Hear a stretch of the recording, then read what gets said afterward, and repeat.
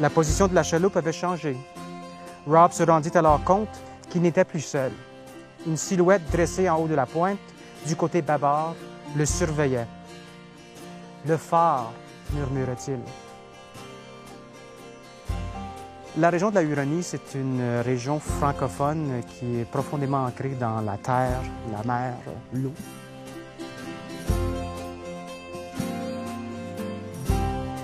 Les Marchildons dans la Huronie, c'est une histoire qui remonte à plus de 150 ans. En fait, mes ancêtres sont arrivés dans le coin à la fin des années 1840. Alors, on a vraiment des racines très profondes ici dans la Huronie.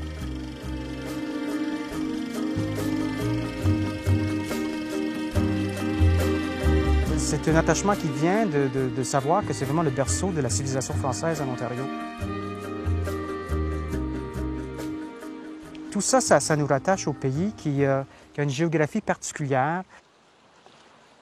Il y a l'eau, il y a la roche, il y a le sable, donc des éléments qui finalement nous donnent des racines. Enfin, nos racines peuvent plonger dans ces éléments-là et qui en même temps, ce sont des éléments calmants.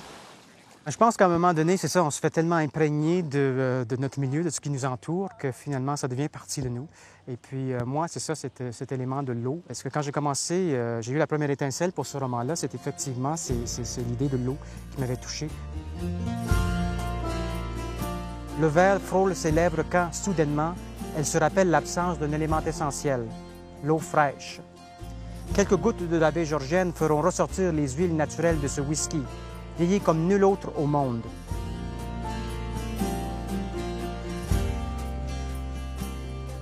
Pour moi, l'écriture, c'est ça, c'est une démarche philosophique où on met en scène des personnages dans des situations, puis on voit comment ils vont réagir. Souvent, ils ont leur propre volonté indépendante de celle de l'auteur. Souvent, moi, j'aime m'inspirer, c'est ça, de personnages, de gens réels que je connais, et puis je les mets dans des personnages qui sont inventés. Pour la plupart des romanciers, je pense qu'un des bons points de départ, c'est qu'est-ce qui nous achale? Et à partir de ça, on va tisser des histoires intéressantes parce que justement, ça nous passionne, on est engagé dans cette chose qui nous préoccupe et on veut y trouver une solution.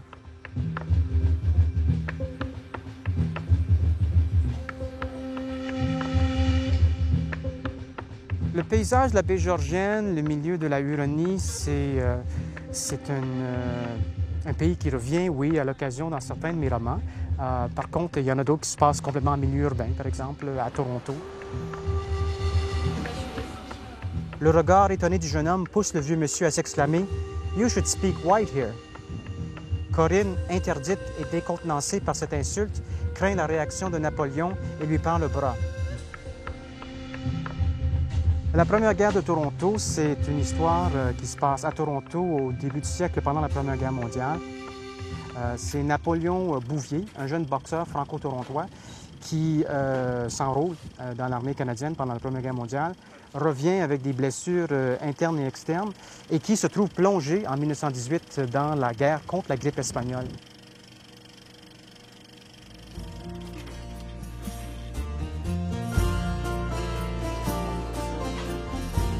Dans le roman historique, je pense que le plus grand défi ou le plus grand problème pour l'auteur, c'est de ne pas devenir prisonnier de l'histoire.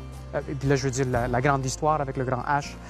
C'est parce qu'on fait tellement de recherches et puis on passe beaucoup de temps à accumuler toutes ces données, ces anecdotes, ces faits intéressants.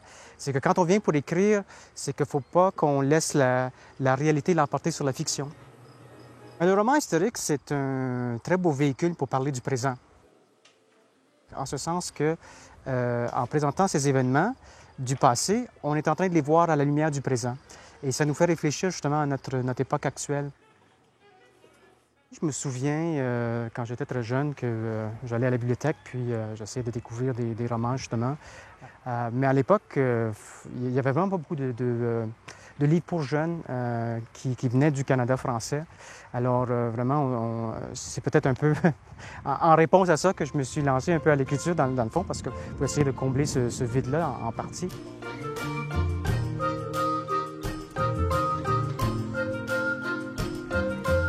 Je pense que l'écriture, en tant que contribution finalement à l'effervescence culturelle de notre milieu franco-ontarien, c'est un geste de résistance. Moi, ce qui me fait en tant qu'écrivain, puis en tant que personne, finalement, c'est quand un jeune, par exemple, à l'école Sainte-Croix à La Fontaine, dit à moi ou à quelqu'un d'autre « Hey, j'ai lu Le secret de l'île Beau-Soleil et j'ai reconnu l'île Beau-Soleil parce que ça fait partie de mon paysage. » Parce que finalement, si on ne s'invente pas une culture, on va finir par en adopter une autre qui ne sera pas la nôtre.